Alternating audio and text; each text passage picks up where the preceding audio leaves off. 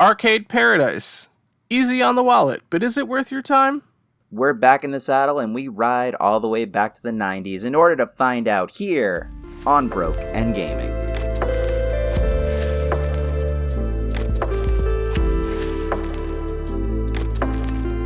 Welcome, absolutely everyone, to Broke and Gaming. I am your co-host, Shea. I am your other co-host, Dan. And hey, Shea, what have you been playing recently?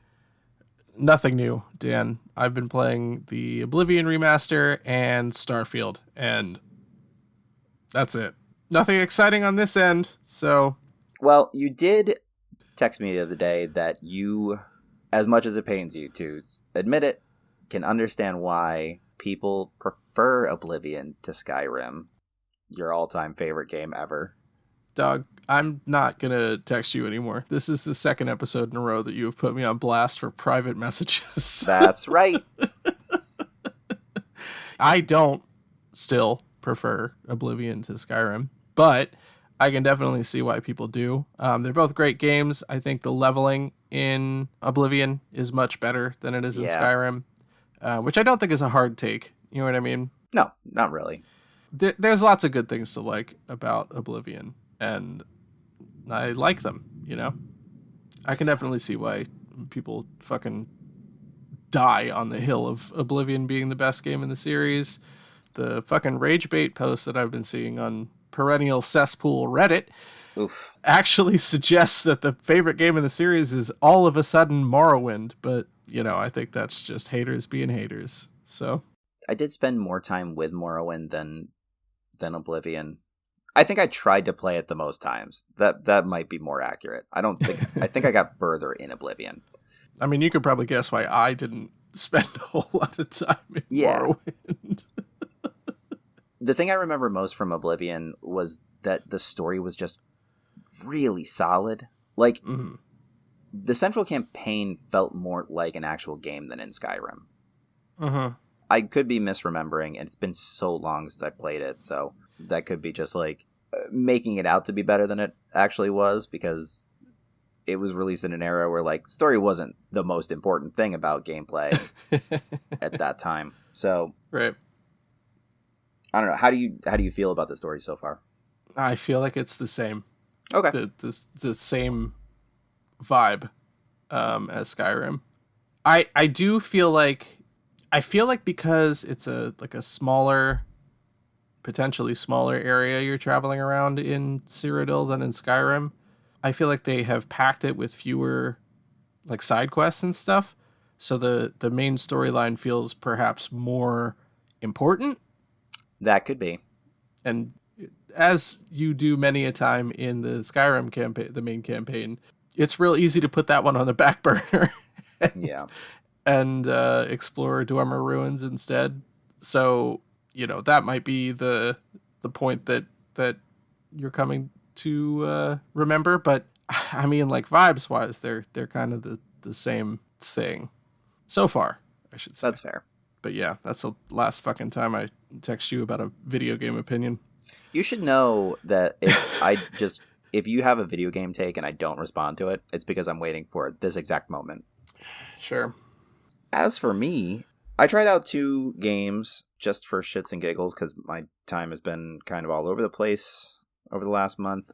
Have you seen anything about the Coffee Talk series? No. Okay.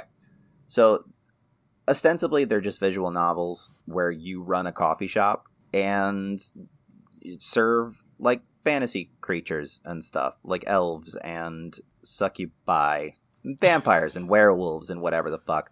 Like, you run a little coffee shop in Seattle, and it's just story-based stuff. I've only scratched the surface. I needed something to do with Kit where we were just, like, crashed out, didn't really have the patience for a full game. Yeah. It's interesting. It's got a mechanic to draw latte art, and it's terrible. Neither one of us could get it figured out. But, like, someone would be like, I want something that's, you know, whatever, non-dairy, keep me up or whatever, and then you just like from a list of drinks put together like 3 ingredients and react however they react. I don't think there's any stakes. I don't know what this fucking game is, but they're about to release their third one in the series, so something must be Oh, shit. good about it. That does remind me. Go I ahead. haven't played it yet, but Duck Detective, Oh, shit. the second Duck Detective game, did release last week. Is BDG in this one? Yeah, actually. Yeah, Hell his yes. character did carry over. It's him and the Duck Detective are roommates now. So Oh, cool. Good for him. yeah. Anyway, I'm sorry, dude. No, Continue. you're fine. Other thing that I played was a game called Tin Hearts. Have you heard of this one? I've heard of it. I wouldn't say I know Would be where I familiar. heard of it or anything about it or anything like that. So Yeah. So please fill me in. It's a puzzle game along the lines of like Lemmings, if you're familiar with that series. Oh, yeah. Okay. So you have these little tin soldiers, and they just march in a straight line, and you set up obstacles to change their trajectory and whatever. Okay. And you have to get them from, point A to point B through various Gotcha. means and whatever. But they have like this narrative that's built in to the game where you're getting flashbacks. I think you might be dead. I don't know. They're kind of delving out these bits of story like in it's just taken forever. Sure. It's nice, but it's like a father who was a toy designer at the turn of the century or whatever the fuck. And like I know I'm going to die of a heart attack because at one point I'm chasing my daughter and then I just like clutch my chest and I'm like, well, that's what else could that be? Mhm. And so I don't know. It's cute and it's got some really inventive stuff, but not a ton of meat on that bone just yet. Like I've been doing the same sort of puzzle a couple times now, and then in the chapter that I'm in now, you can take control of one of the toy soldiers Mhm. and just run around like full Toy Story style. And like the most recent area that I was in was massive. It's like the whole backyard, whereas everything else was confined to like specific rooms. I don't know where it's leading other than that I'm definitely going to die. But yeah, it's fun. Like it's within our price range, but it's not something I think we want to cover just because it is a little bit more repetitive than what I would prefer for the kind of things that we do. But that may end up being a complaint of the game we're covering it today. I guess we should probably find out. And you know what? It's been a minute, but I think we'll start, as we always start, with our short change history. So today, we are going to be covering Arcade Paradise, which is a 2022 classic arcade and simulation game developed by Nosebleed Interactive and published by Wired Productions. Founded in 2012, Nosebleed Interactive is an independent game studio currently based in Newcastle upon Tyne. Nosebleed has developed only a few games over the years, such as The Hungry Horde and Vostok Incorporated, a twin-stick shooter with a business sim mechanic described as Wolf of Wall Street in space, which seems to be the precursor to our game today. Although they do consider themselves a games company first, they have also assisted in a variety of multimedia productions, boasting partnerships with BBC's Channel 4, Disney, Sony, and popular UK grocery store chain Asda. Why not? See, you and I are both fans of like British panel shows, and Asda will just randomly be brought up every so often. Yeah. And that is the only point of reference I have to that. And I figured that might be the same case with you, so that got included in the short change. Yeah. Wired Productions, based in Watford, UK, started life as a developer themselves, working on, among other games, the We Sing series before pivoting to publishing in 2013. Arcade Paradise is currently available for PlayStation, Xbox, Nintendo Switch, and PC platforms. Shea, can you do me a favor and tell our listeners what this game is actually about? Yeah, sure. So in Arcade Paradise, you play the daughter of a laundromat owner. I think she dropped out of college and is running the laundromat for him so that she can learn a thing or two about work ethic. You know how 90s dads are. So she comes in and immediately is like, you know what we're missing here? Arcade cabinets. And so in conjunction with running the fucking laundromat, she's setting up arcade cabinets in the back to generate more money. And as she expands and makes the laundromat more successful, she brings in more cabinets. The main thrust of the game is, I don't know, a stress-induced, like, time-based system where you have to take care of somebody's laundry, which, I don't know if you've ever been to a laundromat, but that's not how it works. Nope. And in the meantime, you play these arcade cabinets to kind of get little achievements that make them more financially successful, which leads to expanding the arcade portion of the laundromat, which leads to more cabinets, which leads to yada yada yada. Yep. Yeah, that's about it.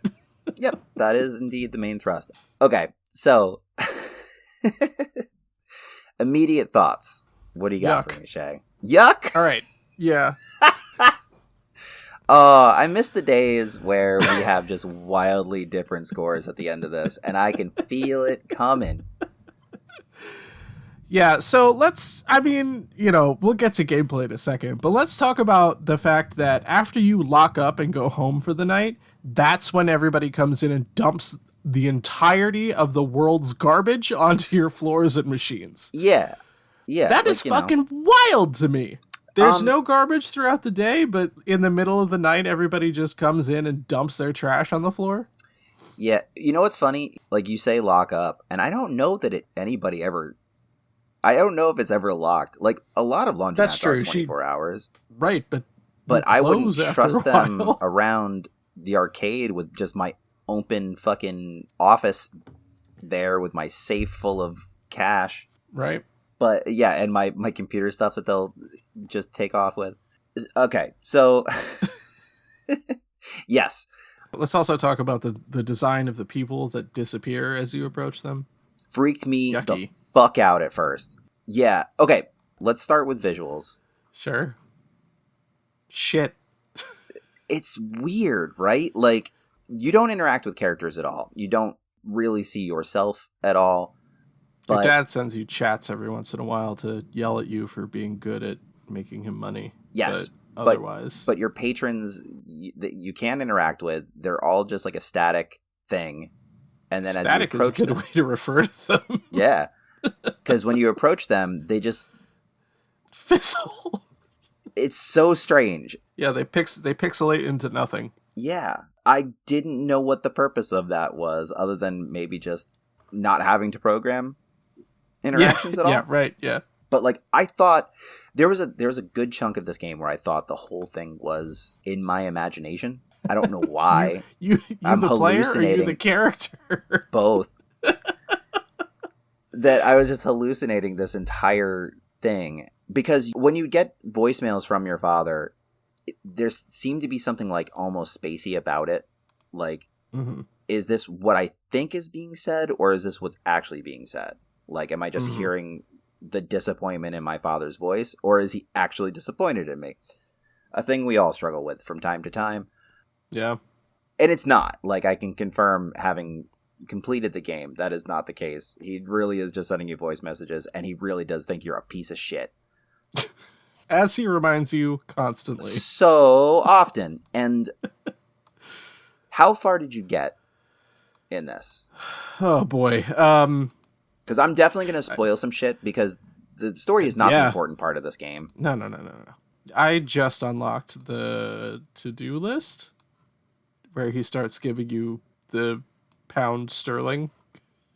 Yeah. You know, the second currency in the game that you really needed. Yes. It's been a few weeks since I picked this up.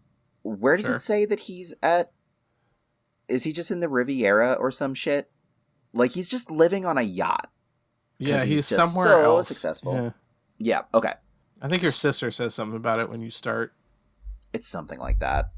I think they reference it more later on, but like, he's just in international waters, sending you pound sterling. The whole thing seems real money laundery. I was gonna say something's getting laundered in this something laundromat. Yeah, something seems shady about it, but they don't ever go that far into being like, oh, your dad is truly the piece of shit, and that is why he's living on a boat where he can't be extradited. I wish they had, because that would have been really fun. But yeah, sends you pound sterling, which is a different currency, which for seasoned gamers, it's the kind of thing where like you can buy things with cash or you can buy things with gems for upgrades or whatever in other types of games. Sure.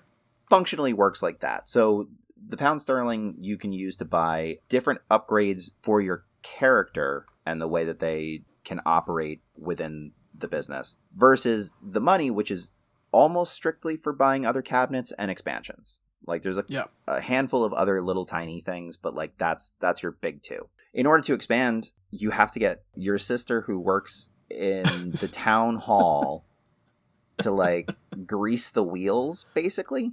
And I don't remember exactly how many expansions there are, but you do get to the point where there just isn't a laundromat anymore. Oh, thank God. You just take up more and more space. Like they expand like out and back at first, and then it's like you're out of space that way, but like do you really need all of these washing machines? Like you are making more money off the arcade cabinets, and your sister more or less convinces you to like build forward. Yeah.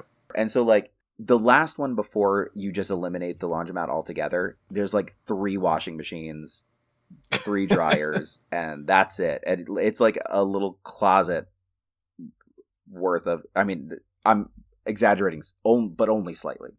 Right.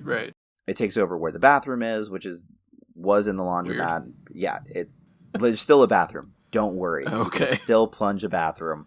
It's thank God! In the arcade. I gotta have that plunging minigame. The fucking worst. The worst. Because that was one of the only things I would like panic about. Because like I didn't want to know what would happen if, say, it overflowed or something like that. Like I was avoiding the possibility of having to rebuy cabinets because at a certain point, like they're pretty fucking expensive. Like you could spend over $100,000 on a single arcade cabinet at one point in the game. Yeah. Okay, so from where you're at, you probably have like a good chunk of the games, at least to experience. I want to say I have 8 back there. Oh, is that okay? I wonder if I can find probably a little bit more, maybe 10. But I only have 1 expansion so far, mainly because I can't remember where I need to go to get another one. Oh, you just like text your sister okay. from the computer in your office. But usually it comes up as a message, so there might just be a threshold that you haven't reached yet. Sure. There are like in total for the different versions of the game, there are 39 cabinets that you can purchase.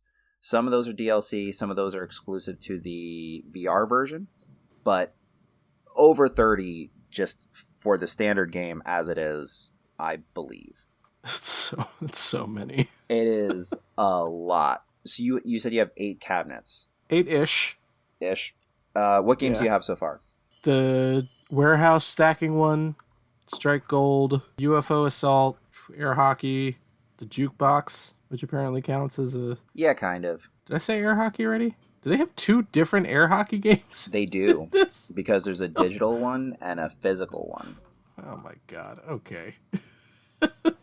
I can't... It's like Wood Guy's Adventure or something like that. Or Wood Gal's Adventure, maybe? Yeah, Wood Gal's Adventure. That's what I have. I think that might be it, actually. Okay. Last time I played, I bought like 3 more. I think I'm waiting for them to get delivered. Yeah. The actual gameplay in this game, outside of switching out laundry and collecting garbage, are these arcade cabinets, which are all cloned versions of classic, like, actual games. Mm-hmm. There is only one that's, like, kind of almost original, which is the Wood Gal Adventure, which I think the closest analogous thing to that would be, like, a Yoshi Cookie type of game, like a match 3 thing. It's just there's also like an overworld that you can fuck around with, and like you have to collect stars to expand your play area and whatever. But everything else, it's Frogger, it's Galaga. There's a DDR machine that like you actually, you know, hit the arrows on your control pad. Like it's every classic game you could want, just reskinned for this fictional world. Right. I had mentioned when we were recording Delvebound at one point to the group that like one of the cooler ones that I had found was a Pac-Man type game. Oh, Racer Chaser. That's another one that I Yes. Where it has like a slightly dumbed down Grand Theft Auto mechanic to it. Like the old school Grand Theft Auto, where if you get caught by, in this case, it's police cars instead of ghosts, your car crashes and then you run around on foot shooting music notes out of a fucking boombox until you can get into another car, and then you just continue the level. It's really interesting. Yeah. That was a fun spin on the Pac-Man formula, but other than that, it's all pretty cut and dry. Like there's nothing super inventive. There's a Bubble Bobble that's just straight up Bubble Bobble. You fight against characters from all of the other arcade cabinets for like no good reason. Did you have a favorite out of the ones that you've been able to play so far? Jesus Christ, no. They're all bad? I didn't fucking like any of them, man. Like, I guess I like the one where you drop bombs on a city as an alien invader, but like, twitchy is not the right word, but unrefined, I think, would be the word that I would use to describe the controls and sensitivity for button presses in these cabinets. So, like, I'm pretty good at the bomb drop one, but because the grid that they use to decide whether you drop it on the right place is so fucking sensitive, I'm not very good at it. And that's kind of the case for all of them. The frustrating thing to me is that like none of these are hard mini games, right? UFO Assault is the name of the cabinet. Yeah. But like none of these games are like skill based or anything, so it's like really frustrating to have to keep playing them over and over again when like I don't know. It's like that thing where you start a new game of a game that you've played a million times. For example, we'll say Skyrim. You have to listen to the guy in the cart tell you all about all of the terrible things that you did. Watch some guy get executed, then get attacked by a dragon. You know what I mean? Yeah. Where you're just like, let's get through. Like, I know I can do this part. Let's get through it. You know what I mean? Right. It's that kind of thing where like, and then that kind of frustration always makes me play worse. So like, as I'm shooting for these like challenges for each of the cabinets, I'm just doing worse and worse on them. But I think your question was which one was my favorite. Yep. And I guess it's UFO Assault or whatever. Okay. I was a fan of. What about you, Dan? What was your favorite? I liked Blockchain, cabinet? Which I don't think that's one you've unlocked yet. It's getting delivered soon, I think. Okay. I don't know what the analogous game would be to it, but like you have to create. It's got like a Tetris-y sort of vibe. I could tell you. Go ahead. The game takes inspiration from the Android/iOS game Drop 7. You know Drop 7, oh, Dan, right? Yeah. That is what that is. But there's like in-game things where like you can unlock a conspiracy, and that's part of your achievement thing for that. And like we did touch on this, but just to really hit it on the head, the way you make the games more profitable is by doing achievements in each one of them. They range from like I think 4 to 7 different achievements per cabinet. And then it just, you make more money over a shorter amount of time and whatever. Have we talked about like the popularity rating or anything like that? No. Do you want to? Or is that... No, sure.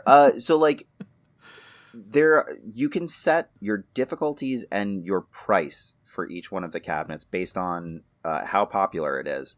And like, it's just like a slider sort of situation where it's just whatever combination gets you the most coins per hour. There's not really logic to it. You just sort of match it up to what says you'll make the most. Yeah. I wish there was more of a gamified thing and not just like, okay, put it on easy, make it 75 cents, and then that yields the best result. Like, if there was some level of trial and error to it. Yeah. Actually, that might be really frustrating. I take that back. They didn't need to do any of this. Like if they just made it where it was like the achievements, like you reach an achievement and then you just make more money, that'd be fine. The fact that you do have to adjust that doesn't actually bring anything to the table whatsoever. It's actually really annoying. Especially if you forget to do it Yeah. over the course of a couple days. Yeah. And you're like, I could have been making so much more money. Yeah. Especially at the level where you're at, where like you're only relying on the income from a couple cabinets at that point. But like I ended up getting one of the upgrades where somebody will automatically empty all of my hoppers, which was fantastic. That's you just coast through the rest of the game at that point, where you're making like $15,000 in a day off of an arcade in the year of our Lord 1993, which has never been the case. That's a lot of quarters. Boy, howdy. And like I had told you, at some point I just fully abandoned the laundromat entirely. Man, I tried to do it the other day. I'm such a sucker for the fucking letter grades that I was like, I'm still gonna fucking do it. The disappointed music that they play when it's like, you get a C. Oh, yeah. I've been over here just like frantically like mapping out like a fucking insane chef.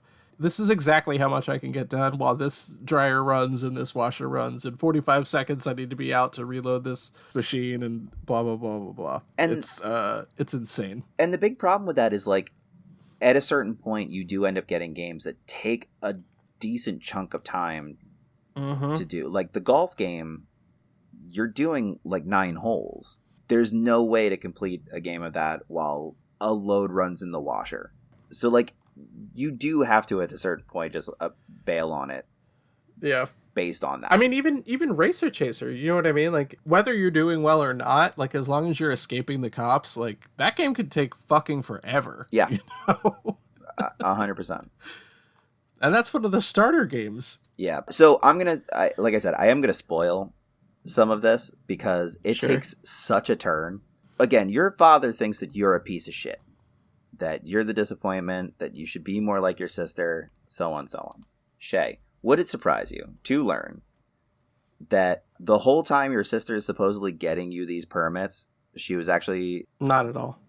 Well, she wasn't following actual governmental regulations and just making backroom deals on your behalf, and you never actually got real permits for any of the stuff? I'm pretty sure she said that that's what she was going to do. I think she alludes to it, but isn't like on its face like, oh, because like, sure, it's small government. It's all handshakes and fucking whatever. But like, fully was like forging documents essentially, like not getting actual approval from the city government to allow you to do these expansions. And so the business is still in your father's name. He gets this fucking huge, huge fine. And he's like, you're still a fuck up, and I can't believe you dragged your sister into this, risking her job and whatever, even though, like, your sister fully is like, I fucked up so bad. Oh my God, I'm so sorry. Yeah. And then you take the heat, and then he shuts down the fucking arcade. Oh my God. And you go to work in a meat packing plant. Uh-huh. And for several days in a row, the gameplay just straight up turns into taping boxes shut. Where you have to get the angle, and you get a grade on it. Oh, Jesus Christ. Yep. And you just trudge to work every day. And like for, I want to say a week's worth, you go through and do all this stuff. So there's a friend from high school that messages you at a certain point in the game where you're getting more money. And he's like, hey, I just heard you're running an arcade out of the back of that laundromat. That's really cool. Like, I didn't know you were even into games. Like, I'm actually developing a game right now. We were looking for funding. Like, would you want to maybe kick in? And so you do, and you get delivered a cabinet, and that's the Streets of Rage clone called Knuckles and Knees. Mm-hmm. So, like, you go back, and, like, all of your cabinets are packaged up, and they're all about to be auctioned off and whatever. Uh-huh. And you get an email from your high school friend who's like, hey, so we've made like a stupid amount of money and we're about to take the company public.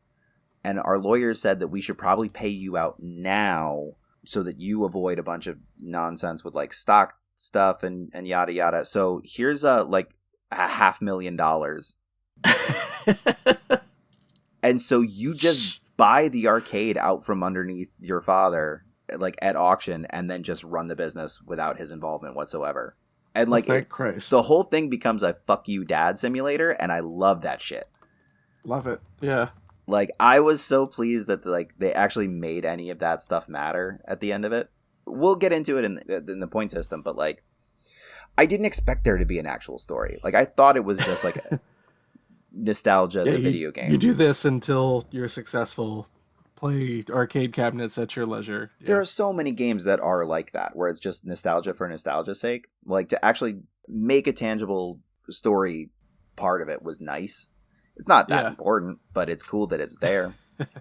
Yeah. But before we get into our rating system, yeah, go ahead. Do you want to know real quick, you know who voices your dad in that game? I did at one point. It's Doug Cockle, best known for playing Geralt of Rivia. Yeah, that's right. What the fuck? It's so weird. Yes, yeah. I love that shit. I totally forgot about that, because it's I think the only voice in the whole fucking game too. I think some of the cabinets have like short like audio clips, but like nothing that's narrative. Yeah, right. Oh, that's so funny. I forgot all about that. All right. Before we get into our rating system, do you have any pros and cons?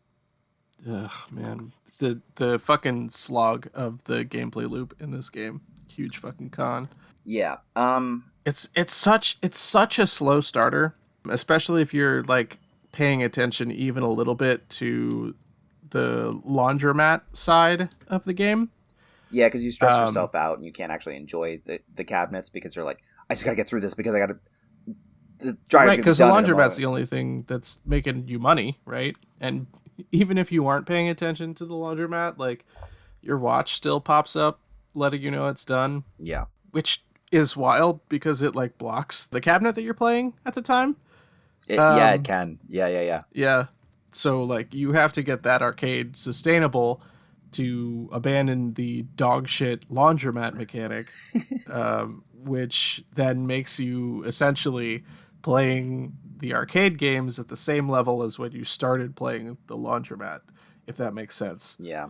Such a slog, you know? And like well, I guess we'll get into it. Most of my gripes are going to come up. I figured, yeah. I will say I do appreciate the variety of games here, and because they're like, 'cause now that you've seen the full list, you kind of know what other types of things there are to play, even if you haven't gotten to experience them. I will say the worst implemented one is the pool game, because I've played like the Cadillac of billiards mini games in the Yakuza series. Like, those are so perfect, and like the physics are so good in those ones that like this one just isn't it, man. Yeah. But the problem is you were never ever playing the games for just the fun of it. You were doing it to get the achievements. Like, it was all strictly like for the purposes of making more money, which I think was a mistake in a way. Like, if I were just playing their Bomberman clone because I'm a big fan of Bomberman, that would be one thing. But it's like, all right, what the fuck do I have to do? I have to kill 12 in the first. Okay, got it. And like, just it all being goal oriented took some of the fun out of just like having these nostalgic games at play. Not to say like I didn't, but like I loved Dr. Mario as a kid, but having a Dr. Mario type thing that just ran a little bit less crisp and having to match, you know, X amount of watermelons. Like, I'm just trying to do it to get the achievement, and that's it. Yeah. That was a bummer. I don't know. I thought the music was really cool. A bunch of it was written specifically for the game, and then there was actual artists attached to this. One of the things you get when you do complete the game is, for like zero reason whatsoever, you get sent a music video that they made for the game by one of the bands that's on the jukebox. Why not? Yeah. Why not? You could just access the file on your computer in your office and watch a very stupid music video. I thought that was something. Yeah, visually kind of rough, but like you said, we're going to get into that. This isn't really a pro or a con, but I just wanted to note I think part of the reason that I thought it might have been a hallucination the whole time is that everything is gamified. Like plunging the toilet is an actual mini game. Throwing a bag of garbage into the dumpster was a mini game. Pulling gum was a mini game. Like I thought it was. There was a moment where I thought that this might be a precautionary tale about getting addicted to video games. No, wasn't that. No. They just gamified it for like no reason. Like they don't explain it at all. Like when you plunge the toilet, it has hit points, and I don't know why that was. But whatever. Yeah, right. Why not? Yeah. I don't know. You have anything else before we jump in? No. Just that the soundtrack was composed by a former member of The Prodigy, which is an electronic dance group. That No I've never heard of. You never heard of The Prodigy? Nah. Firestarter? Smack My Bitch Up? You've never heard? All right, Dan, let's get into some fucking scores. Throw some fucking numbers? Yeah. So, since it's been a while, we should probably explain, if you are new to this version of the show, we did this for a long time, and then we got not lazy, because I don't think that's what it was, because we were still making episodes. I think we just needed to do something new to keep ourselves entertained, but we're bringing this back every other month, I think is what we've decided on. But we have a rating system to determine whether or not a game is worth the money, and it breaks down as follows. We have 5 categories, which are all worth 1 point apiece, and then the final category is worth a total of 5. So, Shea, what is our first category?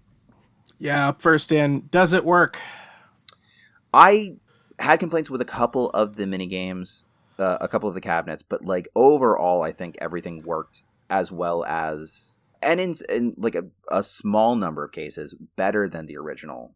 So I'm trying to determine if the bad ones are enough to weigh out the good ones. Yeah, you know what? I'll go with a half point. Because some of them were, I mean, Pool especially was glaringly bad. Mm-hmm. It's maybe the best air hockey simulator I've played in a game before. Oh, boy. But honestly, like, I've played other games that have had that as a minigame, and they are unbearable to control. This was pretty tight for that one specifically. All right.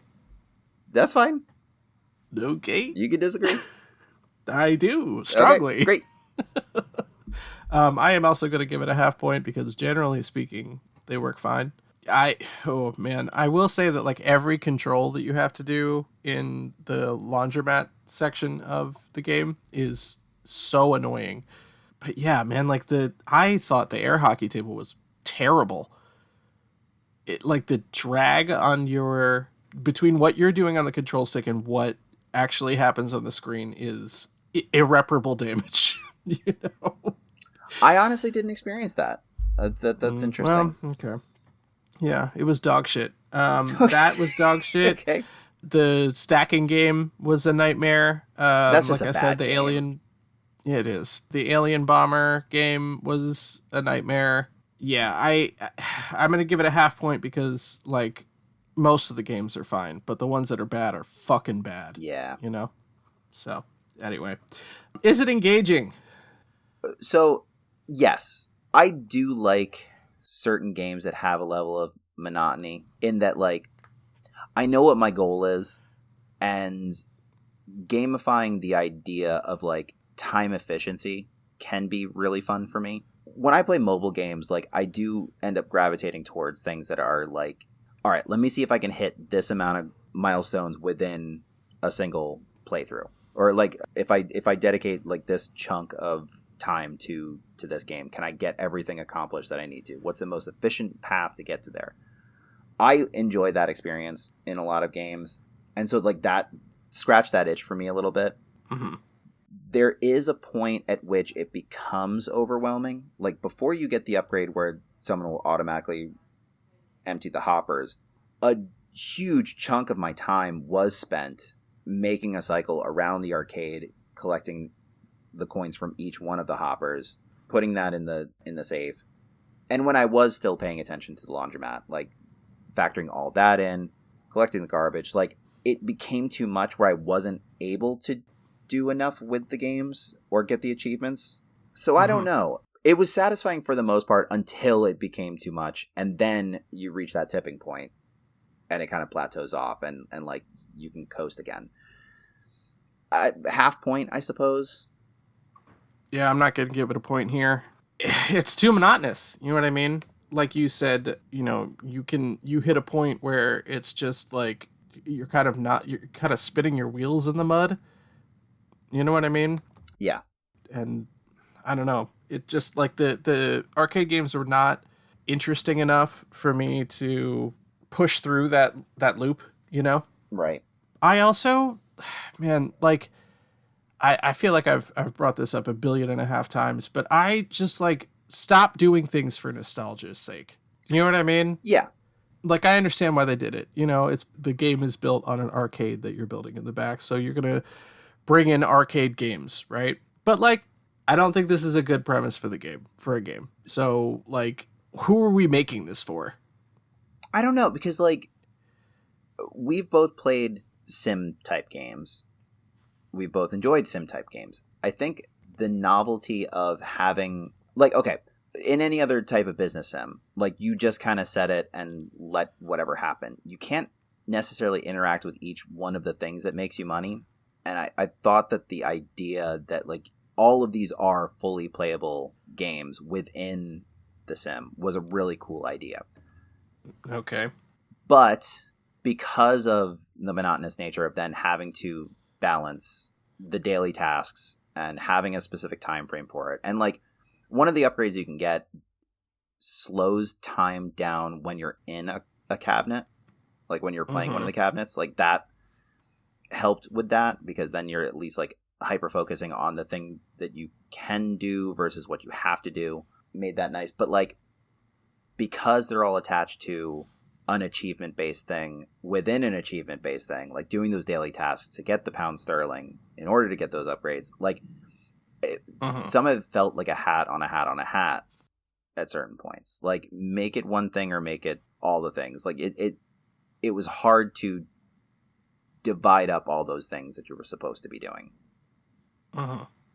So I fully understand 0 points there. Like I do understand that perspective.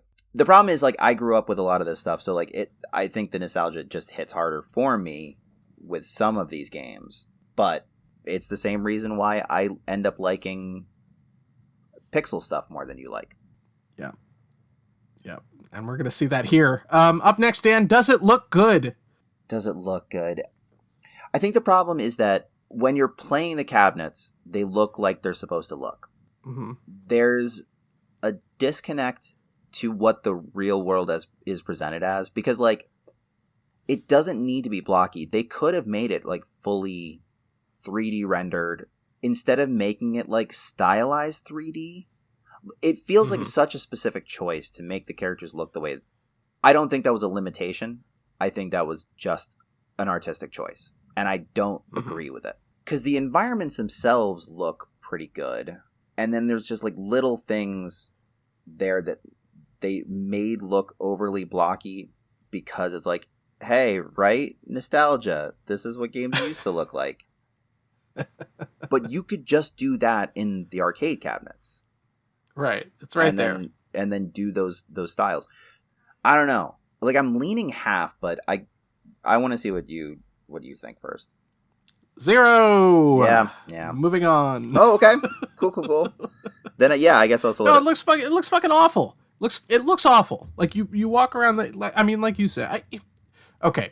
Even in the arcade cabinets, like it doesn't look that good. Do you know what I mean? And they're not supposed to. No. I know that, but even like with that in mind, they don't look that good. And then the laundromat and arcade that you're building. Like, the arcade actually looks pretty cool, but the assets that they have in these environments look like dog shit, you know? Yeah. I shouldn't say dog shit. They don't look good. The people are a nightmare to look at. Yeah. So, it's frustrating to me because like it's very clear that they couldn't commit to like modern game set in the 90s. They were like, we gotta kind of go back a little bit and make it look like a 90s game, and it's no, you don't. But you that don't. doesn't even look like. That's part of my disconnect here, is that like that's not even that wasn't what games looked like in '93. Like you're talking about, no, but they couldn't commit to anything. Right? Do you know what I mean? And you kind of touched on it with the I think with the cabinets or something. I can't remember exactly, but like they just like could not commit to having like a vision for this game. You know what I mean? Yeah. So I'm giving it 0 points. That's fine. What's your final number there, I think Dan? I'll stick with a half just because I really want to be kind to this game. I know. By the way, you know, I really want to be kind to every game that we cover on the show for the most part, but like this one, like it's so apparent that it was like it was nostalgic for them. You know what I mean? Yeah. And that's why they made it, and it was a labor of somewhat love, but maybe they didn't love it the way that they thought they did. I think the problem is just that like thematically the choices that they made for the actual walking around the laundromat thing doesn't make sense within the context of what the time period was. If you were to do it where it's like a top-down SNES looking thing where like you went from cabinet to cabinet, I could get that. Mm-hmm. And you fully go into what you were doing. But to make it a 3D rendered space and to just hit it with this almost nostalgia filter. Okay, so I recently replayed The Last of Us. The Last of Us Part 2 because the new season just came out. And for whatever stupid reason, Naughty Dog did this thing where like you can unlock filters for the game and play it in like different art styles. It looks and part of that is like I don't know, but like you can have like these nostalgia filters put on it where it makes it look shittier. I don't know why you would do that, but like that's the fucking default in this game. Like it didn't need to look shitty. You had the capability to not make it look shitty. You could have made the people look like people and not like just blocky-ish versions of a 3D render. Yeah. Because again, some of the stuff that's in the environment, they look like stickers in the. I mean, they had laundromat. Yes. You know what I mean? Yeah. A slightly more definition than stickers, I would say, but like, I don't know. They just look like pasted on to the. Right. We've learned from certain indie developers that like even if it doesn't look great, you can do a pretty solid 3D render in basic software now. Yeah. With a little bit of movement, with a little bit of whatever else, and like they chose not to do that. I'm so convinced that this was more of an artistic choice than it was a limitation, that like it does make it a little bit egregious because it doesn't bring anything to the table.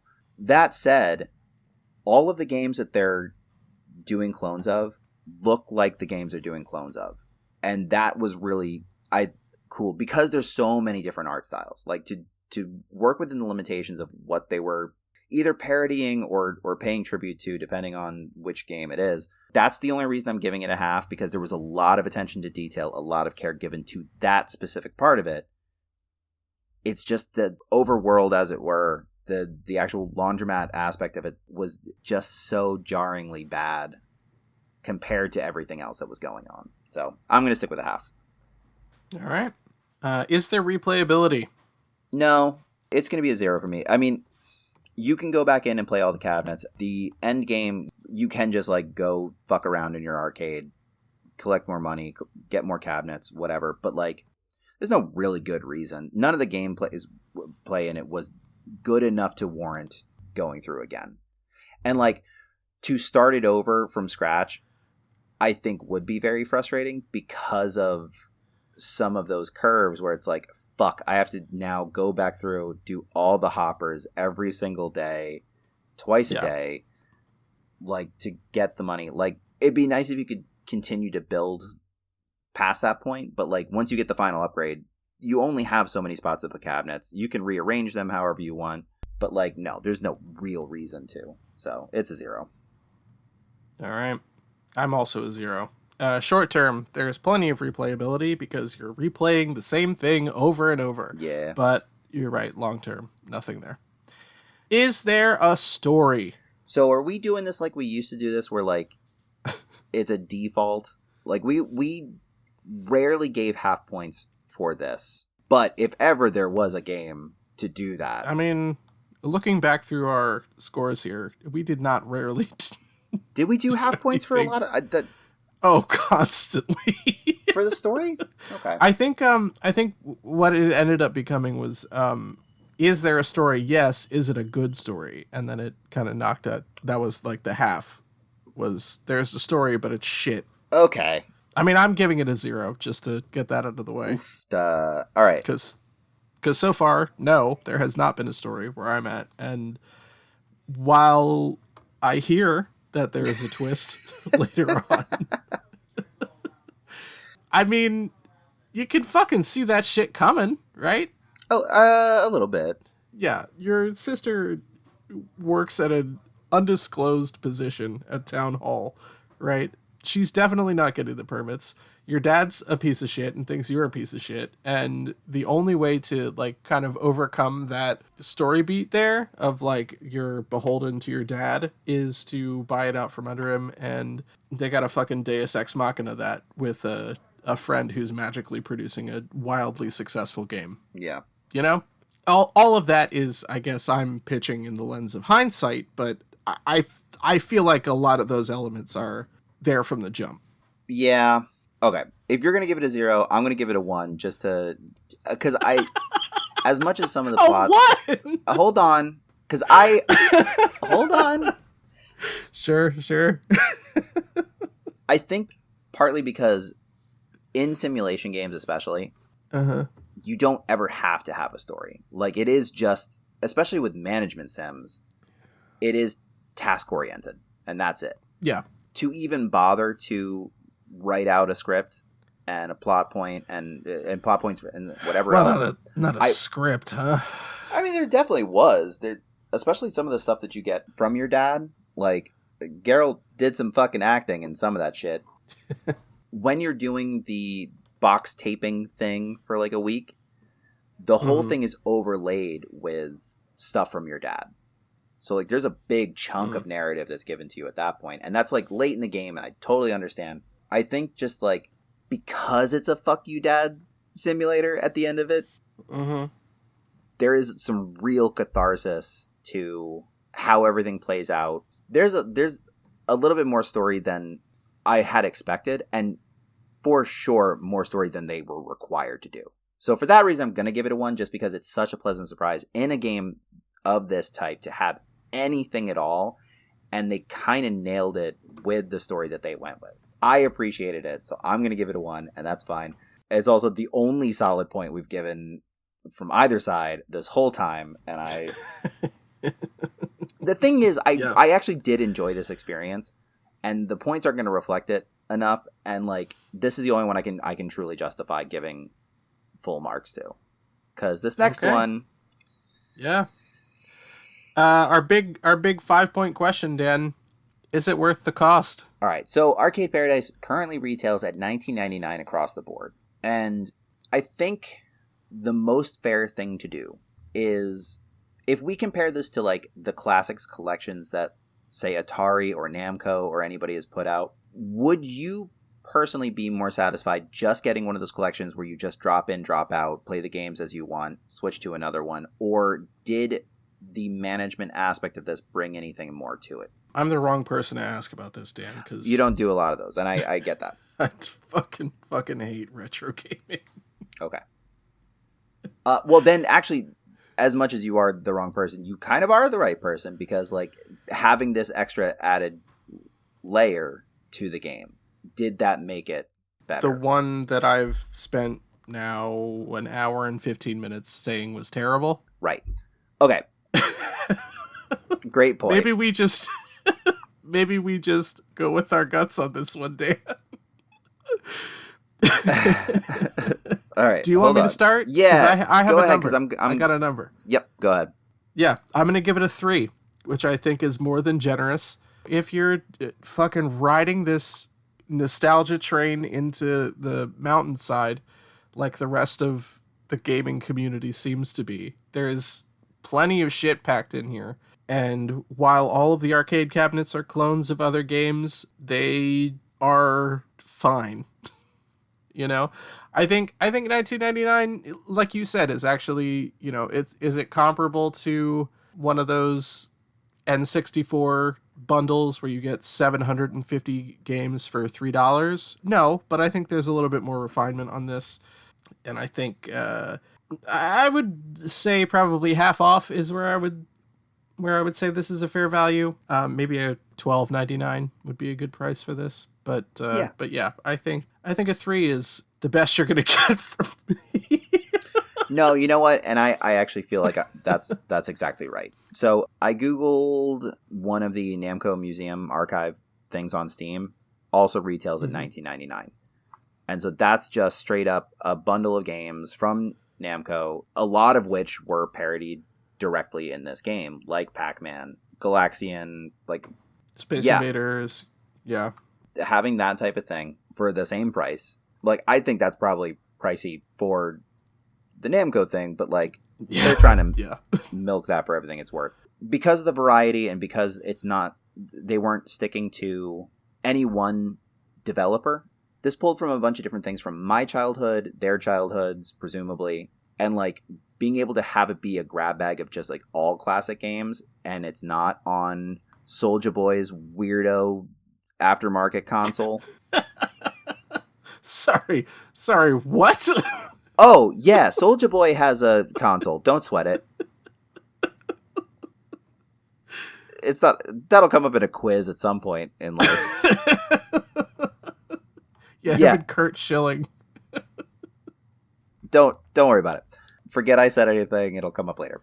But like, I almost want to go with a 4 because this Namco one only has 11 titles and this one has over 30. So if you're basing it off of just that rubric, it's kind of more worth it than getting a lot of these classics collections. But there are a bunch of them that are just, there's a game called Wood Guy. Because there's like, Wood Guy is their Mario, their Link, their Sonic, their Mario. It's like the main Wood mascot. Guy and Wood Gal. Wood Guy and Wood Gal appear across several titles. Wood Guy is the guy in Gold Rush or whatever that game is called. Yes. Yeah, he's the guy. The one game is just hit left or right. That's the whole game. So like there's some shit in there that's just not good at all. Like you're avoiding branches while cutting down a tree. That's the whole thing. But like, I don't know. I'll stick with a 3. There's an argument to be made for 4 points, but you're not going to make it, huh? No, because I also think this Namco Museum arcade thing is potentially overpriced. So yeah, sure. I'll go with a 3. All right. So that means for today's game, that's 3.5 points from Shea, 5.5 points from me. So not as big of a gulf as I thought there might be, but yeah, you know. Yeah. But all that being said, I will say that fucking that cost valuation really carried my score. No, that's the bulk of it. It's almost all of it. Yeah. Points aside, is this something you would recommend to somebody? No. Not at all, under any circumstances? Not at all. No, stop.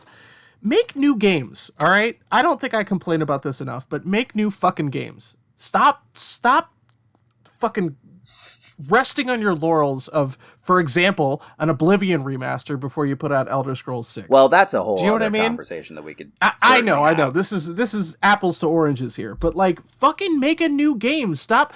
When we covered There Is No Game, I don't know why I'm getting so mad about this.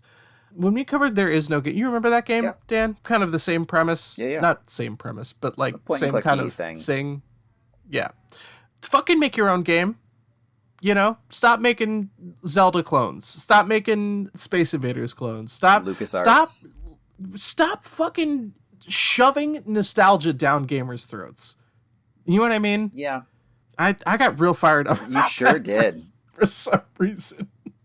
Like, it's weird because there's always been a market for nostalgia, and I think it's because the reality of our world is so bad. The reality is crumbling. Yeah, no, it's I get it. Escapism in like the laziest way is the problem. But it's like, it also wasn't good in the 80s either. you know? Yeah. We were just less informed. Like, things weren't better then. You just didn't know about as many things. Not to No, you're fine. Scrape that gross reality of the human mind, but yeah. Well, now I have to cheer myself up. Hey, Shea, you want to play a game? I'd love to play a game, Dan. Oh my goodness. No bits this time. No bits. Just give me a game. I gotta dig myself out of it. All right, well, so in previous quizzes and games, we've covered a few different varieties of extra content hidden in some well-known games. But today, based on our subject, we're going to be discussing whole games found within other games. Oh boy. We're going to ease back into this with just a simple quiz format, but I'm happy to give you a hint where I can. Just 5 questions, straightforward. And like I said, I didn't make any of these like super, super difficult. Like they do scale up. Well, we'll see. But, you know. I'm notorious for missing these in games. Yeah. So. As we've learned over the 5 years that we've done this, like our points of reference are very different. So we'll see. But all right, we're going to start off with, I think, an easy one. Oh boy. Here we go. Yeah, it's fine. In what popular open world game can you play versions of Donkey Kong, Space Invaders, and Missile Command right from the device that you have on you at all times? I mean, that feels like a Yakuza thing. Oh, no. Sorry, wait. Is that one of the Fallout games? Yeah, exactly. It's Fallout 4. You can actually find those 3 cartridges throughout the Wasteland. They're just reskinned versions to make it more Fallout-y. Sure. All having to do with communism because, of course. Right. That's the whole thrust of the game.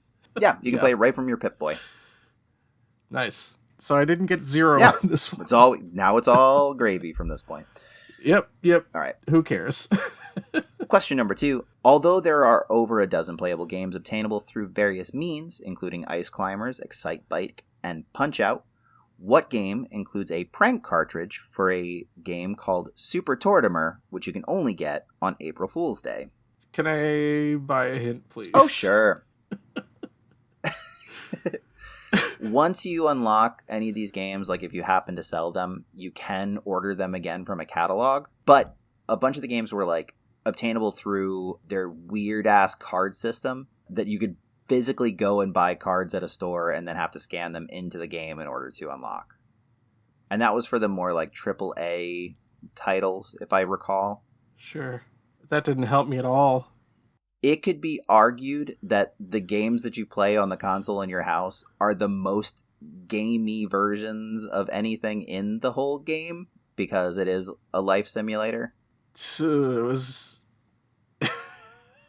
Is it Animal Crossing? It is indeed Animal Crossing. Damn, hell yeah. Yep. So it's been a thing in a bunch of the games where you can just unlock an NES and then play whole ass versions of like Donkey Kong and Legends of Zelda. How about that? But because it's Nintendo and they're like, we're gonna milk this for everything it's worth. There were like genuinely you would have to go buy like card packs and then you had to have a peripheral to scan those cards into your game. Oh my god. It was so obnoxious. They did away with it, but this was like for the first installment on the GameCube. This was a thing that you had to do. It sucked. Sure. And then because like the calendar corresponds to the actual human calendar, they'd have special events on specific days. And part of it for April Fool's Day was your tortoise mayor would give you a fake cartridge that when you tried to play it, it would just be like, haha, this isn't real, you fool. So bizarre. Man, the mayor's an asshole, huh? Not normally. It's just for some reason on April Fool's Day he's a real prick. He really takes it seriously. Yeah, man. Question number 3. In Gotham Knights, oh boy, inside the secondary Bat Hangout, you can beat the late Bruce Wayne's high score in a fully playable classic Bally Midway arcade cabinet featuring a car almost as cool as the Batmobile. Do you remember what game it was? You say remember. Did you experience it whatsoever? No. I want to say there's like a subplot where, depending on which character you are, like Jason or Dick will sort of challenge you to beat their high scores, but like Bruce's is sitting at the top with like 300,000, I think is what the number was. Sure. So it's fully optional to try to beat Bruce's score, but like I want to say that there was like bonding things that you could do where you would beat somebody else's score. Gotcha.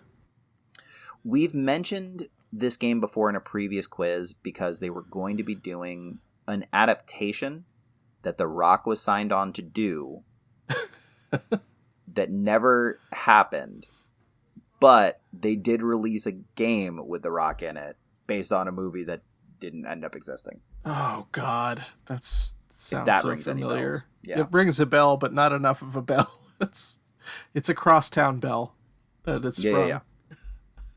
Shit. I mean, the only thing that's coming to mind is Need for Speed, but that they made a movie for that had Aaron Paul of all people. Sure did. Just did an episode of Hot Ones, and I'm like, what are you even fucking promoting right now, Aaron Paul? Right? What is he up to? Damn. His guest appearance on It's Always Sunny. This can't possibly be for your Mezcal brand, could it? Shit. I don't know. Drawing a blank here. I guess Need for Speed is my official entry, but I don't fucking know. It is Spy Hunter. Oh, yeah. Never would have gotten that shit. That's fair. I figured because you had played it recently, there was a chance that you had played it, but it's okay. All right. Question number 4. Hey, Shea. I already know the answer to this question, but have you ever heard of the game Zork? Nope.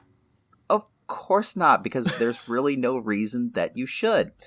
Well, just a brief explanation. Zork is a 1977 text-based adventure game made by a bunch of dorks at MIT, which makes it even stranger that it should be hidden in the menu screen for an installment in what uber macho military shooter.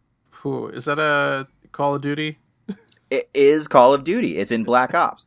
So, hell yeah. Actually, fuck. I did know that one. I found it once. Because, like, you can do this thing where, I guess I don't play the Call of Duty games. I haven't played them in a long time, at least. Yeah. You can, like, break free of your restraints in the menu screen, because I guess you're strapped to a chair. Yep. Or something. Yeah. The premise of the game Black Ops is you are Alex Mason, who's being interrogated by a CIA agent after he did some heinous shit. The game culminates in you also breaking free of those restraints to complete the final mission outside of that interrogation room. But basically the whole game takes place in flashbacks while he's being interrogated. So this isn't the white phosphorus one, right? No. What game was that? It doesn't matter. Yeah, it might be. There's one where you commit like straight up war crimes, and I don't remember what game that was. That's fine. I don't want to. Modern Warfare 2, you walk through an airport and murder hundreds of civilians. Oof, the worst. Yeah. Woof, woof, woof, woof, woof. Yeah, that one's so bad that like even Call of Duty was like, this is an optional level now. Yeah. That shit sucks. Yeah. Man, oh man. Yeah. Anyway, that's a point. Yeah, you can fully play a text-based adventure game just in Call of Duty Black Ops for like no good reason. All right. Yeah. So our final question, I've actually done this in 2 different ways, and I'm going to give you the option. And the reason is both of the games that I'm going to mention as part of this are not obscure, but not like fully mainstream. So I've written the question where I can give you the game that's hidden or the game that hidden game appears in. Which would you prefer? Can you give me the one with the game within the game? Okay, so I'm trying to guess the main game. You know what I mean? Okay, that works for me. All right, so Getting Over It with Bennett Foddy was, at least for a time, the talk of the indie gaming space. The weird little project about a man in a cauldron scaling up a mountain using only a sledgehammer and some pretty unforgiving gravity physics. Ironic, then, that a playable version is found in what open-world third-person, run-and-gun style game that features a protagonist who seemingly spends as much time defying gravity with his grappling hooks and a wingsuit. And no, this isn't another Batman question. I mean, it sounds like a Far Cry game, but... You're not super far off. Yeah. Think third-person, though. You said this wasn't mainstream? It's not super duper mainstream. Like, it's known, but I don't know that it has the same like commercial success as a Far Cry per se, because it's a little bit niche comparatively, because it's just so over the top a lot of the time. I'll tell you that it's almost always on sale. All 4 of the games, like constantly, I see these games for sale on like PlayStation Network. Sure. I'm glad I asked for it this way, because I definitely would not have gotten it the other way. The third person open world grappling hook game. Oh God, I don't know. Uncharted is the only thing that's coming to mind. So, but that's way too mainstream. I don't know is my official entry. Okay. It would be Just Cause. Sure. I don't know if you've played a Just Cause game before. I don't think that I have. They're so dumb. I think you would like it for the fact that like it does have that Far Cry system built into it. Sure. You have to go around and like topple a statue, and then that becomes a thing. In the same way that like with Far Cry, it would be like a guard area. Yeah. Like that sort of deal. Yeah. Sure. Same sort of territory takeover sort of deal. It's just so much more over the top. Like you end up getting superpowers by the end of this series, basically. Like it's so Saints Row. Fucking absurd. It does have a very similar trajectory to Saints Row in that sort of way. Yes. Oh man, that's actually a great analogy. It's such a silly series, but that's fine. But that's going to be 3 points added to the big board. Hell yeah. I was excited to write a quiz again because it's been a while. Like you giving me a quiz in that last episode was like, oh man, this is going to be great. I can't wait to do this shit again. That's just about going to do it for us today. As always, you can follow us on social media on Instagram at BNGPod, where I will be posting custom artwork for this episode and every episode we do in this format, as well as Blue Sky at give us that link one more time.